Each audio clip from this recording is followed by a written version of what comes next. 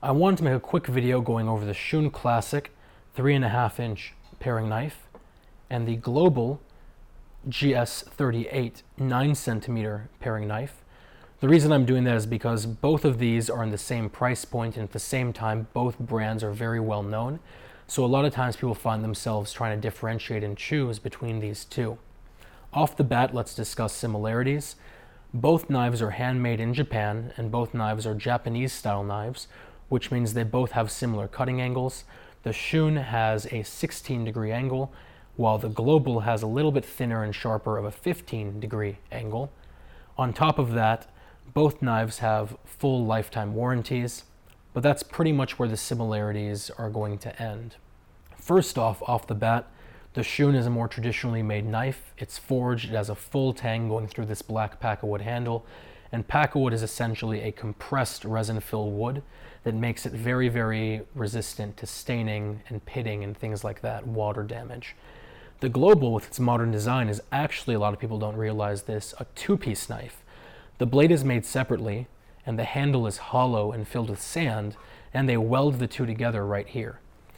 The reason they do that is because it allows you to have a very light, very weight-specific knife. But the other side of the coin is the fact that there have been stories, though rare, about the knives breaking right along the weld point, which I don't think is something you want to have happening while you're working with a sharp knife. Aside from that, both knives, while they have the same cutting angle, relatively speaking, have wildly different blade compositions.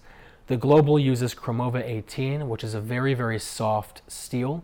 It's only about a 56 to 58 hardness, while the Shun uses VG Max, which is actually a notch above the gold standard VG 10 and is a 61 hardness. There are pros and cons to both, obviously. The Shun is going to keep an edge much longer and require honing and things like that much less often because it's going to be much harder and resistant to dulling, while the Global is going to be able to be abused more because it is a softer steel. However, in my mind, I think that as long as you're respecting the knife and using it properly, you should always get the hardest steel you can because, again, it's less maintenance, less honing, and less sharpening.